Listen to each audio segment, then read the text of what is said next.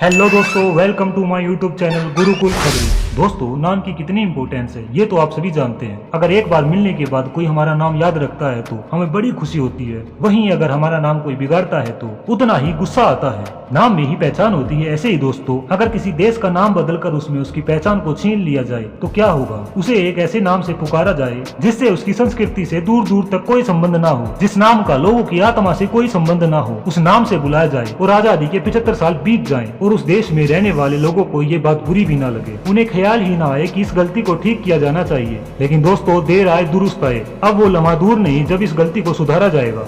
केंद्र सरकार संविधान संशोधन कर देश का नाम इंडिया से बात कर सकती है। जिस तरह भारत ने G20 देशों के सामने खुद को रिप्रेजेंट किया है, सरकार की मंशा साफ है। राष्ट्रपति द्रौपदी मुर्मू जी ने G20 देशों के प्रमुखों को भेजे गए डिनर इनविटेशन कार्ड में जो प्रेसिडेंट ऑफ भारत लिखा गया, और ठीक वैसे ही G20 की अध्यक्षता में सभी देशों के लीडरों के सामने ये भारत लिखा साफ संकेत करता है कि इस पर मोहर लगनी तय है। इस इनविटेशन कार्ड के आने से देश के कुछ कमीधारियों की कमर में बड़ा दर्द हुआ। कांग्रेस पार्टी ने इल्जाम लगाया है कि विपक्षी पार्टियों के अपने गठबंधन का नाम इंडिया रखे जाने से मोदी सरकार डर गई है। इसी वजह से देश का नाम भी बदलने वाली है। केजरीवाल जी ने कहा, अगर विपक्ष अपने गठबंधन का नाम बदलकर भारत रख लेगी तो क्या मोदी सरकार देश का नाम बीजेपी रख लेगी। तो दोस्तों, आज इसी मुद्दे को डिटेल में समझते हैं। सबसे प्राचीन सनातन परंपरा में हर चीज की अपनी एक अहमियत को बताया गया है। इसमें कुछ भी ऐसे ही नहीं है। हर चीज का अपना एक विधान है।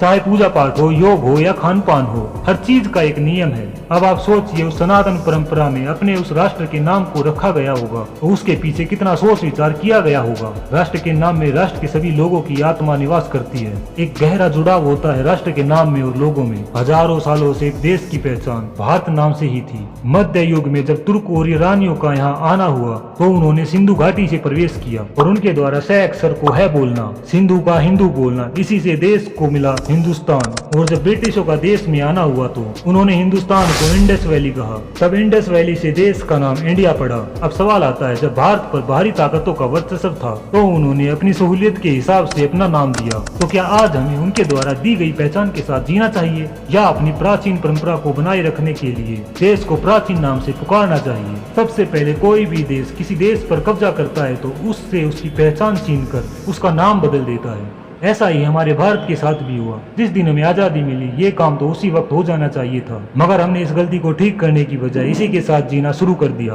दोस्तों, जब हम देश को कहीं रिप्रेजेंट कर रहे होते हैं तो हम इंडिया के नाम से कर रहे होते हैं। क्या वो हमारी पहचान है? कोई भी किसी भी देश का नाम सुनता है तो सबसे पहले उसके इतिहास के पन्नों को पलटता है। फिर इतिहास से क्या सीखता है कि गुलामी आज भी कायम है। ब्रिटिश कानूनों से लेकर ब्रिटिश नाम आज भी चल रहे हैं। आज कोई भी ऐसा देश नहीं है जो उसे गुलाम बनाने वालों के दिए गए नाम के साथ जी रहा हो। सबने आजादी मिलते ही सबसे पहले अपनी पहचान को अपनी संस्कृति से जोड़कर दूसरों के सामने प्रस्तुत किया है। ये इस देश का दुर्भाग्य है, जिस देश में संगीत से लेकर नृत्य कलाओं में शास्त्रीयता है, जिसके खान पान की भी अपनी एक पहचान है। वो एक राष्ट्र के नाम पर इतने सालों से गुलामी के दिए गए नाम को लेकर चल रहा है। इसी सब की वजह से काफी समय से हमारे संविधान में से इंडिया शब्द को हटाने की मांग होती रही है। जो कांग्रेस आज इल्जाम लगा रही है हमारे गठबंधन इंडिया की वजह से देश का नाम बदला जा रहा है, उसी कांग्रेस के पूर्व सांसद शांताराम मणिक 2012 में संसद में बिल लाकर इंडिया नाम को बदलने की पेशकश कर चुके हैं। 2014 में भी योगी आदित्यनाथ ने प्राइवेट मेंबर बिल लाकर देश का नाम भारत करने की मांग की है। साल 2020 में सुप्रीम कोर्ट में याचिका लगाकर ये मांग की गई थी कि इंडिया नाम गुलामी का प्रतीक है, इसलिए इसको हटा दिया जाए। तब सुप्रीम कोर्ट ने संविधान का हवाला देते हुए याचिका को खारिज कर दिया। ये भी सच है कि कुछ लोग इंडिया का नाम भारत करने पर इसको राजनीति से जोड़कर देख रहे हैं, मगर ये भी सच है दोस्तों कि केंद्र सरकार धीरे धीरे अंग्रेजी कानूनों को खत्म कर रही है। कई राज्यों के नाम बदले गए हैं, राजपथ का नाम बदलकर कर्तव्य पथ किया गया। और जब ये काम किए गए तो तब तो इंडिया गठबंधन दूर दूर तक कहीं नहीं था। इसी गठबंधन में शामिल कितनी ही पार्टियों के द्वारा अपने अपने राष्ट्र में अपने शहरों के नाम बदलकर उन्हें उनके पुराने नाम दिलवाए गए। बॉम्बे मुंबई हुआ, मद्रास चेन्नई हुआ, कलकत्ता कोलकाता हुआ, बेंगलोर को बेंगलुरु किया गया। अगर शहरों को उनकी असली पहचान के लिए उनके नाम बदले जा सकते हैं तो क्या देश जो कि हर जन की आत्मा होती है उसे उसकी असली पहचान से नहीं पुकारा जाना चाहिए? चाहिए। दोस्तों, अगर राजनीति से हटकर देखें तो देश के कुछ महान हस्तियों के द्वारा इस पहल को स्वीकारा गया है। गावस्कर ने देश के नाम को भारत करने को सही बताया। वीरेंद्र सहवाग ने भी कहा टीम इंडिया का नाम बदलकर टीम भारत कर दिया जाना चाहिए। अमिताभ बच्चन ने भी इसका स्वागत करते हुए ट्वीट किया, भारत माता की जय। तो क्या दोस्तों, अपने देश को प्राचीन पहचान नहीं मिलनी चाहिए? आपका क्या कहना है इस बारे में कमेंट जरूर कीजिए। चैनल को सब्सक्राइब करते हुए लाइक जरूर करें और बेल आइकन को दबाएं, आने वाली हमारी कोई भी नोटिफिकेशन जल्द से जल्द आप तक पहुंच सके। आज की वीडियो में इतना ही दोस्तों, जल्दी ही मिलते हैं किसी नेक्स्ट वीडियो में। जय हिंद,